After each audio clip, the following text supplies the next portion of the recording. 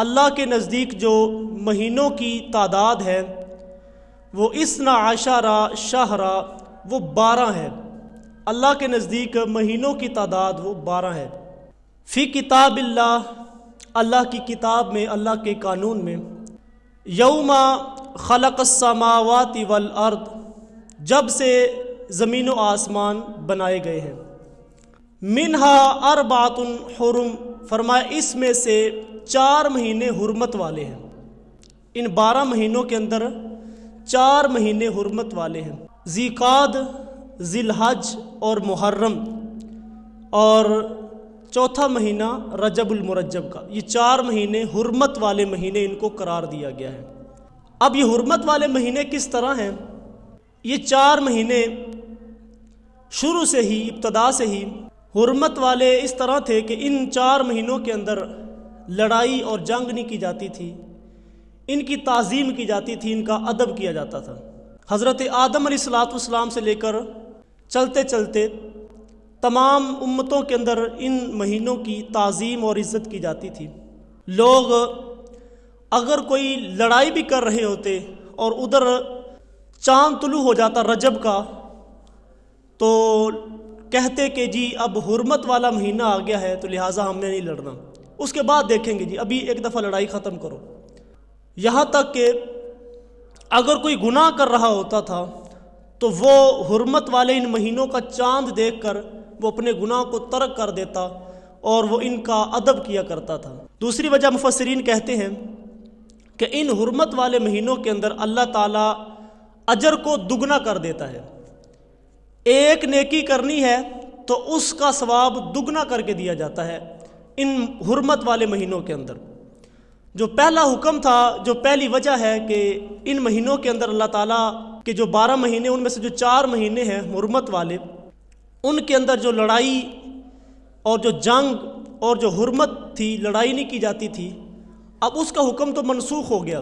اب اگر کوئی مسلمانوں پہ، اسلام پہ حملہ کرتا ہے تو اگر ان مہینوں کے اندر بھی حملہ ہوتا ہے تو مسلمان اس کا جواب دے سکتے ہیں، وہ حکم تو اٹھا لیا گیا۔ لیکن جو دوسری وجہ ہے وہ ابھی بھی برقرار ہے کہ جو شخص ایک نیکی کرے گا تو اللہ تعالیٰ اس کو دگنا ثواب عطا فرمائے گا۔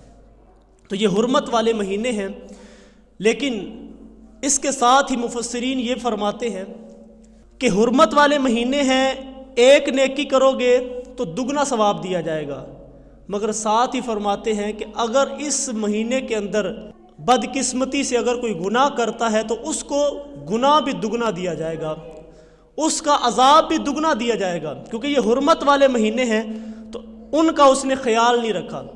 تو یہ تعظیم والے، حرمت والے اور عزت والے 4 مہینے ان کو قرار دیا گیا ہے۔ رجب کا لفظی معنی ہے تعظیم، کسی کو عزت اور عظمت والا ماننا۔ تو یہ مہینہ تعظیم والا ہے، عزت والا ہے۔ اس مہینے کے اندر اللہ تبارک و تعالیٰ کی عظمت، عزت کا نقش دلوں میں بٹھایا جاتا ہے۔ آپ نماز پڑھتے ہیں تو نماز کے اندر ہم اس بات کا بار بار اقرار کرتے ہیں کہ اللہ عظمت والا ہے، اللہ عزت والا ہے، اللہ شان والا ہے۔ کبھی ہم تکبیر تحریمہ کہتے ہوئے ہی اللہ اکبر کہتے ہیں تو اللہ تعالیٰ کی بڑائی بیان کرتے ہیں۔ رکوع کے اندر سبحان ربی العظیم کہہ کر اللہ تعالیٰ کی عظمت کا اظہار کرتے ہیں۔ سبحان ربی الاعلیٰ کہہ کے سجدے کے اندر اللہ تعالیٰ کی شان اور اس کی بلند مرتبت ہونے کا اظہار کرتے ہیں۔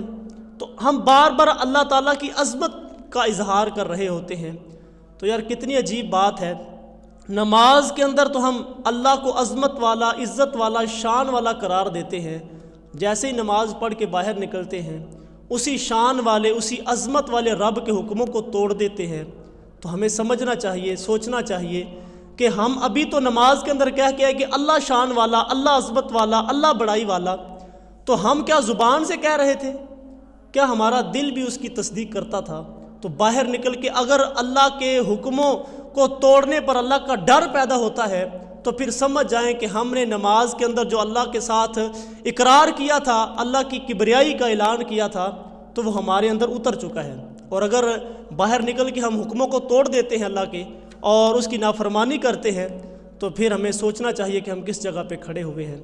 تو یہ دین اسلام بار بار جو ہمیں اللہ کی عظمت، اللہ کی شان، اللہ کی حمد و ثنا کا درس دیتا ہے، تو اس وجہ سے کہ ہم اللہ کے حکموں کو پورا کریں اور پابندی اختیار کریں، تو یہ اس لیے ہمیں بار بار اس چیز کا حکم نامہ دیا گیا ہے۔ تو یہ رجب کا ایک معنی یہ ہے کہ تعظیم والا، عزت والا، عظمت والا۔ رجب کا دوسرا معنی ہے تیز بہاؤ، پانی آہستہ آہستہ چل رہا ہو، یکدم تیز ہو جائے، تو جو تیز بہاؤ کے ساتھ پانی چلتا ہے اس کو رجب کہتے ہیں۔ تو یہ رجب جب بندہ توبہ کرتا ہے اس مہینے کے اندر تو اللہ تعالیٰ کی رحمت تیز انداز کے ساتھ اپنے بندے کو معاف فرما دیتی ہے۔ اللہ تعالیٰ کی رحمت تیزی کے ساتھ اس بندے کی طرف بڑھتی ہے، تو اس لیے اس کو رجب کہتے ہیں۔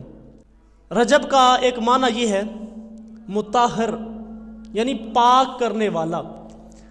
جب بندہ اس مہینے کے اندر اللہ سے توبہ کرتا ہے، اللہ سے معافی مانگتا ہے، تو اللہ تعالیٰ اس کے دل کو شفاف کر دیتا ہے، پاک کر دیتا ہے، اس کے دل سے وہ میل کچیل ہر چیز ختم کر دیتا ہے۔ رجب کا ایک معنی نہر بھی ہے۔ علماء فرماتے ہیں کہ رجب ایک جنت کی نہر ہے۔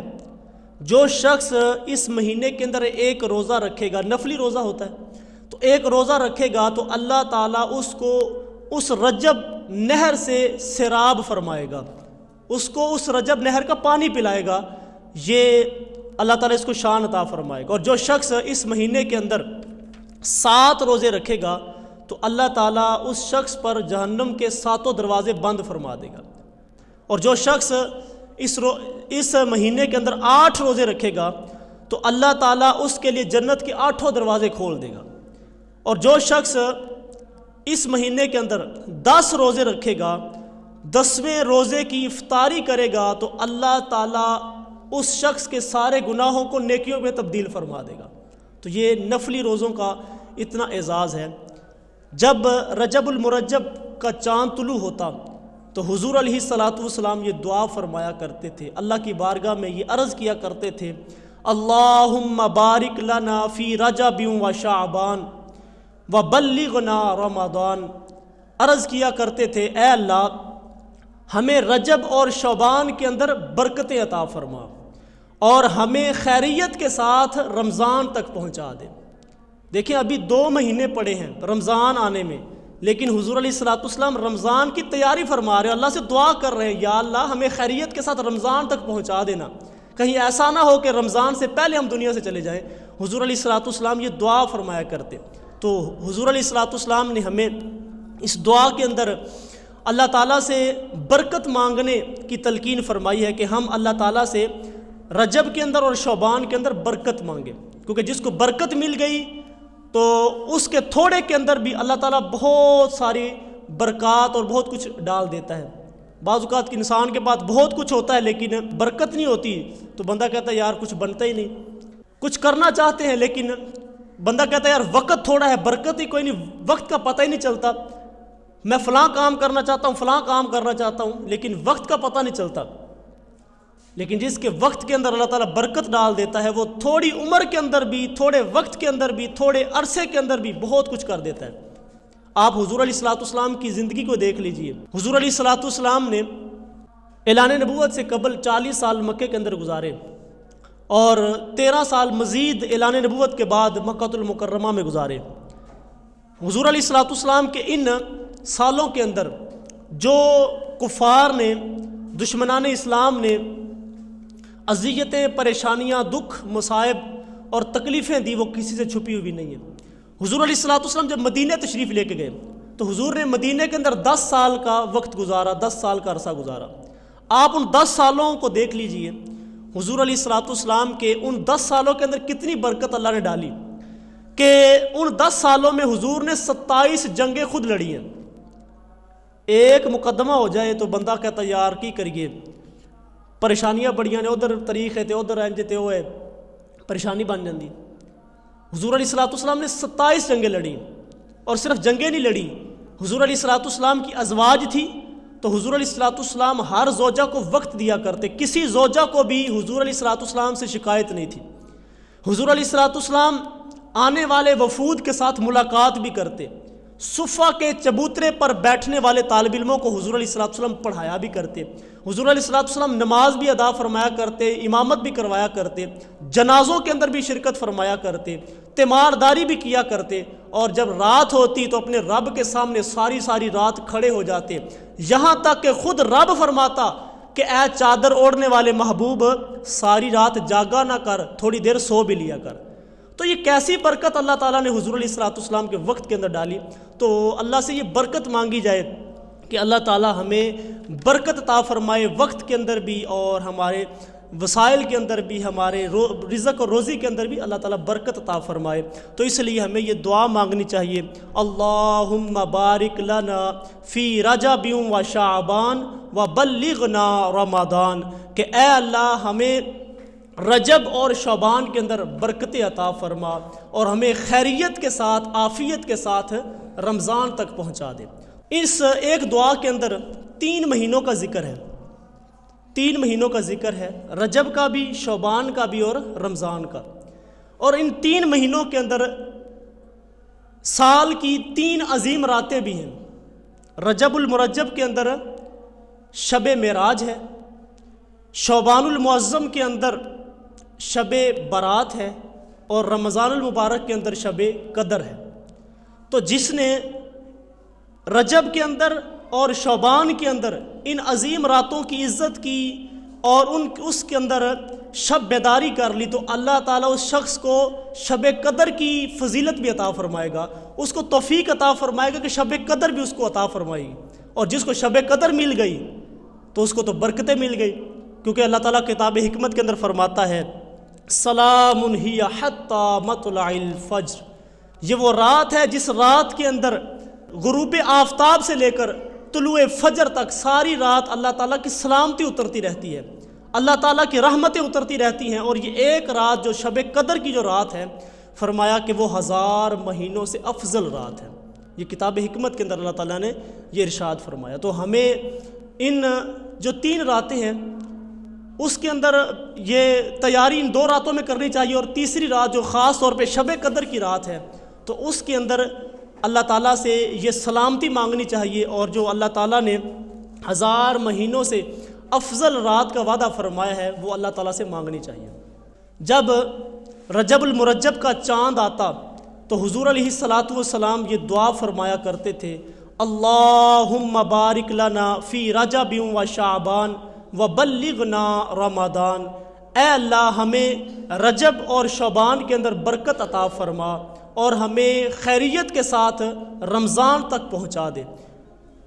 علماء فرماتے ہیں کہ یہ جو رجب کا مہینہ ہے، رجب کا جو مہینہ ہے یہ بیج ڈالنے کا مہینہ ہے، اور شعبان کا مہینہ وہ سینچنے کا مہینہ ہے، پانی لگانے کا مہینہ ہے، اور رمضان کا جو مہینہ ہے وہ پھل کاٹنے کا، فصل کاٹنے کا مہینہ ہے، اس سے اللہ تعالیٰ کی رحمتیں لوٹنے کا مہینہ ہے۔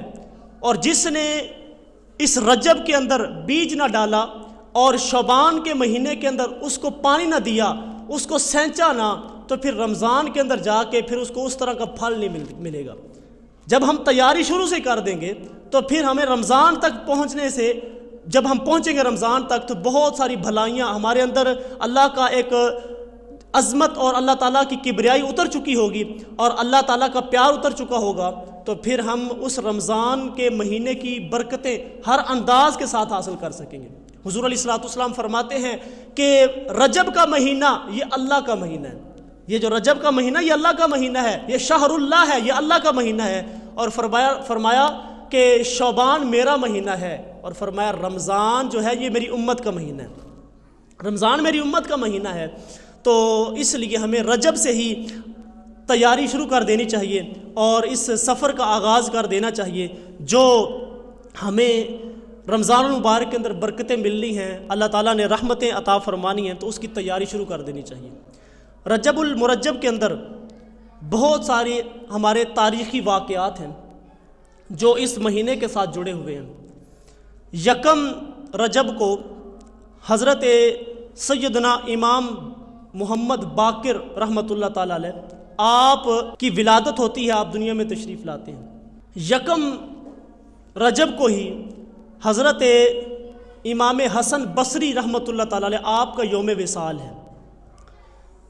اس رجب المرجب کی 3 تاریخ کو حضرت سیدنا خواجہ اویس کرنی رضی اللہ تعالی عنہ آپ کا یوم وصال ہے، اور 4 رجب کو حضرت امام شافعی رحمۃ اللہ تعالی علیہ آپ کا یوم وصال ہے۔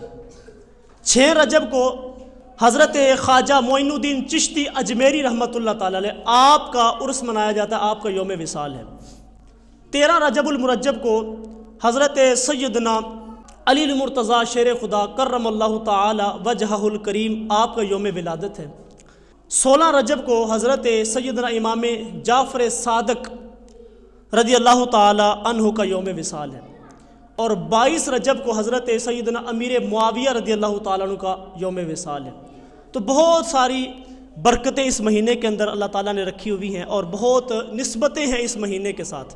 اور اس مہینے کے اندر بہت بڑی نسبت جو 27 رجب المرجب کو ہمارے اور آپ کے آقا و مولا حضور نبی اکرم صلی اللہ علیہ وسلم کو معجزے کے طور پہ عطا فرمائی گئی، وہ معراج کا معجزہ عطا فرمایا گیا۔ تو یہ بہت ساری نسبتیں اس مہینے کو حاصل ہیں۔ پہلی نسبت جو ہم نے بات کی، حضرت امام حسن بصری رحمۃ اللہ تعالیٰ علیہ آپ کا یوم وصال ہے۔ حضرت امام حسن بصری رحمۃ اللہ تعالیٰ علیہ آپ تابعی بزرگ ہیں، اکثر صحابہ کرام کی انہوں نے زیارت کی ہے، اور ان کی جو والدہ محترمہ تھی وہ حضور علیہ الصلوۃ والسلام کے گھر کے اندر حضرت ام سلمہ کے پاس کام کیا کرتی تھی، ام المومنین کے پاس کام کیا کرتی تھی۔ اور جب یہ پیدا ہوئے تو حضرت عمر فاروق کا دور تھا، حضرت حسن بصری کی والدہ نے ان کو اٹھایا اور لا کے حضرت عمر فاروق کے سامنے عرض کی کہ حضرت یہ بیٹا پیدا ہوا ہے۔ تو حضرت عمر فاروق نے آپ کا نام حسن رکھا، حضرت عمر فاروق نے آپ کا نام حسن رکھا۔ اور علماء فرماتے ہیں کہ حضرت حسن بصری رحمۃ اللہ تعالیٰ علیہ آپ اتنی عظیم المرتبت ہستی ہیں کہ جب ان کی والدہ حضرت ام سلمہ کے گھر میں کام کاج کرتی تھی نا، تو یہ چھوٹے تھے تو ان کو بھی ساتھ لاتی تھی، تو بعض اوقات ان کی والدہ کام کاج کر رہی ہوتی تو حضرت ام سلمہ اس بچے کو اپنا دودھ پلا دیا کرتی تھی۔ تو جس کو حضور کے گھر والوں کا دودھ ملا ہو تو پھر اس کو کتنی برکتیں نصیب ہوں گی۔ تو حضرت حسن بصری رحمۃ اللہ تعالیٰ علیہ آپ تابعی بزرگ ہیں، اور 110 ہجری کے اندر جس وقت ابھی حضرت ابو طفیل رضی اللہ تعالیٰ حضور کے صحابی ہیں وہ بھی زندہ تھے، ان کا بھی وصال بھی 110 ہجری میں ہوا ہے۔ تو آپ 110 ہجری کے اندر بصرہ کے اندر وفات پاتے ہیں، اور جمعے والے دن آپ کا جنازہ ہوتا ہے، اور کثیر تعداد کے اندر لوگ شرکت کرتے ہیں اس جنازے کے اندر۔ حضرت حسن بصری رحمۃ اللہ تعالیٰ علیہ آپ ایک جنازے کے اندر تشریف لے کے گئے۔ ہم بھی جنازے میں جاتے ہیں نا، لیکن ہمارا جانے کا انداز کچھ اور ہوتا ہے۔ ہم کیا کرتے ہیں جی، ہم جنازے میں اس لیے جاتے ہیں چلو جی جنازے میں چلے جائیں، وہ ساڑھے جنازے چاہے سی تے اسی اندر جنازے جانا ہے، فلانا بندہ ساڑھے جنازے تے نہیں آیا سی تے اسی بھی نہیں جانا۔ برادری کے لیے جاتے ہیں، منہ دکھلانے کے لیے جاتے ہیں، لیکن یہ جو لوگ تھے اللہ والے تھے، یہ عبرت کے لیے جایا کرتے تھے، یہ نصیحت حاصل کرنے کے لیے جایا کرتے تھے۔ تو حضرت حسن بصری آپ جنازے کے لیے تشریف لے کے گئے، تو وہاں پر جب جنازہ ادا کیا اور تدفین ہو گئی تو آپ اس سارے منظر کو دیکھ رہے تھے۔ تو آپ جب تدفین کے بعد ایک شخص کے پاس کھڑے ہوئے اور فرمانے لگے تمہارا کیا خیال ہے، اگر اس شخص کو اللہ تعالیٰ اجازت دے دے تو کیا یہ واپس آنے کے لیے خواہش کرے گا؟ تو اس نے کہا جی ضرور کرے گا۔ فرمایا کہ یہ واپس آ کے کیا کرے گا؟ تو شخص کہنے لگا یہ تو ساری زندگی عبادت کے اندر گزار دے گا، کیونکہ اس نے تو اگلا مرحلہ دیکھ لیا ہے، یہ واپس آ کر اپنی ساری زندگی عبادت کے اندر، ریاضت کے اندر صدقہ و خیرات کرتے ہوئے اللہ کی دہلیز پہ گزار دے گا۔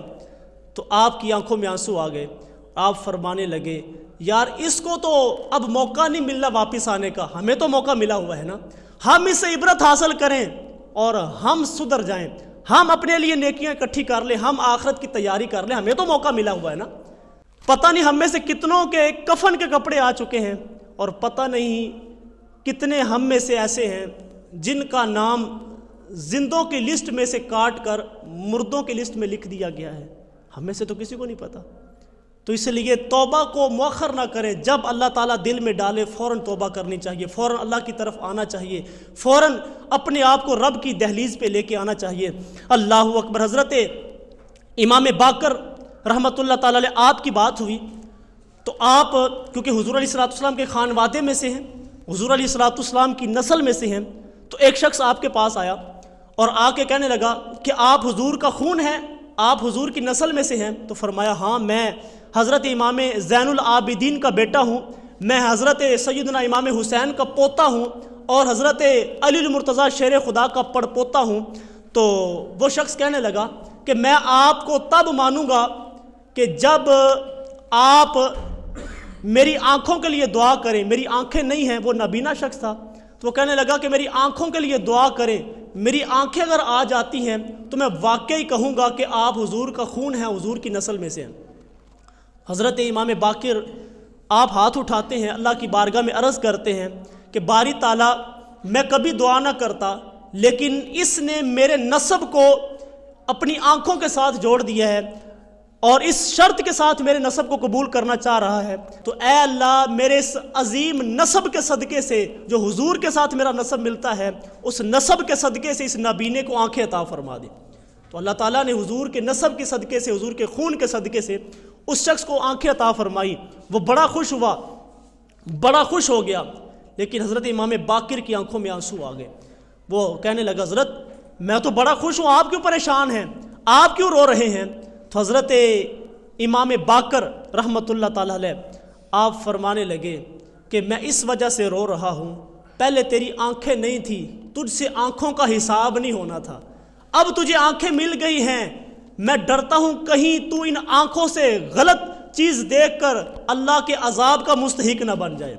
اس نے کہا کہ حضرت پھر ہاتھ آگے بڑھائیں, میں اپنے آپ کے ہاتھ میں بیعت کرنا چاہتا ہوں, میں اس بات کا عہد کرتا ہوں کہ میں آپ کی خون کے صدقے سے ملی ہوئی آنکھوں کا خیال رکھوں گا, اور ساری زندگی ان آنکھوں سے ناجائز چیز نہیں دیکھوں گا, میں عہد کرتا ہوں. تو یہ وہ اللہ والے لوگ تھے. اور حضرت امام باقر رحمۃ اللہ تعالیٰ علیہ ان کا یوم ولادت بھی اسی مہینے کے اندر رجب المرجب کی 1 تاریخ کو ہوتا ہے. رجب کے مہینے کے اندر پہلی ہجرت حبشہ بھی ہوئی ہے. مسلمانوں نے جو پہلی ہجرت مدینہ کے اندر نہیں کی, جو پہلی ہجرت ہوئی ہے تو وہ حبشہ کے اندر ہوئی ہے. 5واں سال تھا نبوت کا, اور آپ جانتے ہیں کہ مکے والوں نے کیا کیا کچھ کیا, اور حضور علیہ الصلوۃ والسلام کے ماننے والوں کو کس اذیت کا سامنا کرنا پڑا وہ کسی سے مخفی نہیں ہے. تو حضور علیہ الصلوۃ والسلام نے اپنے صحابہ کو حکم دیا کہ آپ جو ہے نا وہ حبشہ کی طرف ہجرت کر جائیں. جو حبشہ کا بادشاہ تھا وہ عیسائی تھا, اور وہ بڑا رحم دل تھا. اس کا نام اسہمہ تھا, اور لقب اس کا نجاشی تھا, اس کو نجاشی کہتے تھے. تو وہ رحم دل تھا, اور خاص طور پہ جو مسلمانوں کے حق میں بڑا رحم دل تھا. تو حضور علیہ الصلوۃ والسلام نے فرمایا کہ صحابہ کرام کو اجازت دی کہ آپ چلے جائیں. صحابہ کرام کا ایک وفد جو 15 لوگوں پر مشتمل تھا, جس میں مرد و خواتین تھے, تو وہ حبشہ کے اندر پہنچا. اس میں حضرت عثمان غنی رضی اللہ تعالی عنہ اور آپ کی زوجہ محترمہ حضور علیہ الصلوۃ والسلام کی صاحبزادی حضرت رقیہ سلام اللہ علیہا بھی تھی. تو وہاں پر جب گئے تو وہ بادشاہ رحم دل تھا, انہوں نے پناہ دی, مسلمان رہنے لگے, اور مسلمانوں کے طور طریقے, مسلمانوں کا اٹھنا بیٹھنا وہ دیکھتا رہا. پھر جب دوسری ہجرت حبشہ ہوئی تو اس کے اندر بھی مسلمان وہاں پہ پہنچے. تو حضرت جعفر طیار رضی اللہ تعالی حضور علیہ الصلوۃ والسلام کے چچا زاد جو بھائی ہیں, حضرت علی المرتضیٰ کے بڑے بھائی ہیں, تو یہ بھی وہاں پر پہنچے. تو جب یہ وفد وہاں پہ پہنچا نا, تو اب جو قریش مکہ کے لوگ تھے ان سے بات ہضم نہ ہوئی.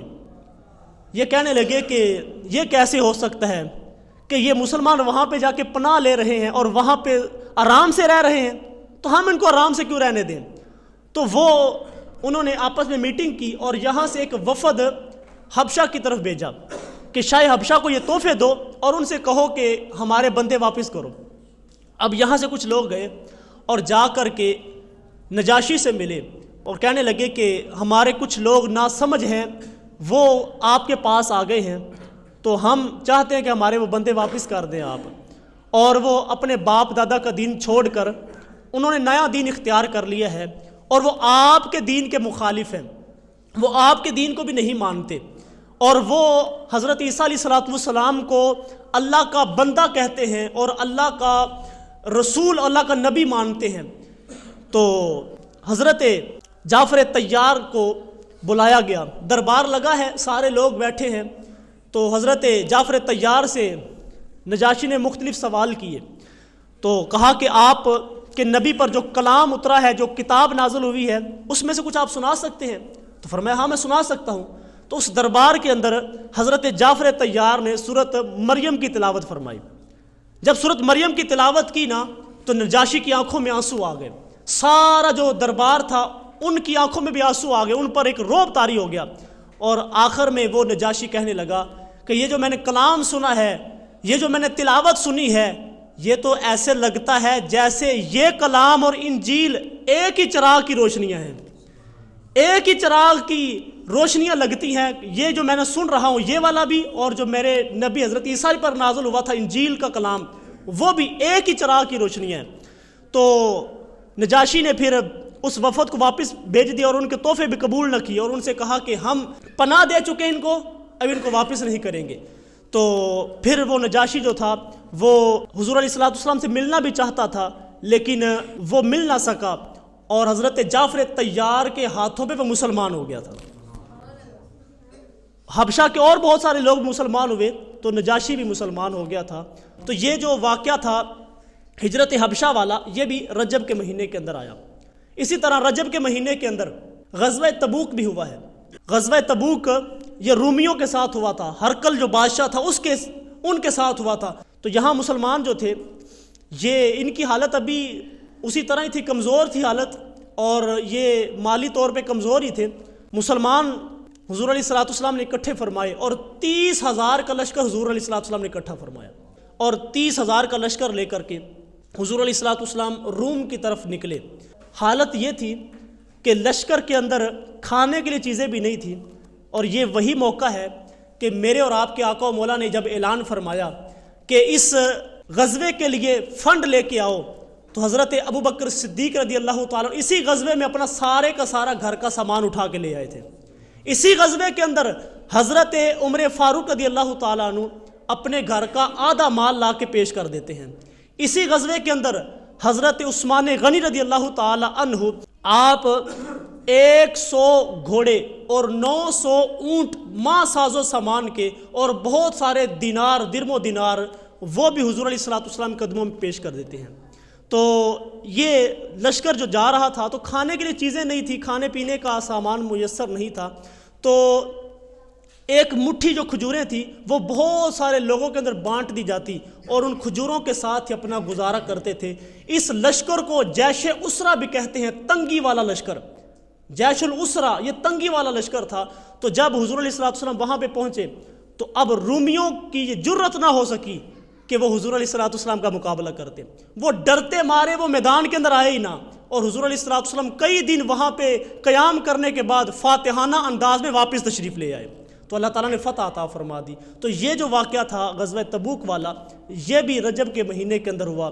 تو یہ رجب المرجب کا مہینہ بہت ساری برکتیں لے کر ہمارے پاس جلوہ افروز ہے، اور ہم اس مہینے کے اندر رمضان المبارک کی تیاری کریں، اور آنے والے جو شعبان کے بعد جو مہینہ رمضان کا ہے اس کے لیے ہم تیاری شروع کر دیں۔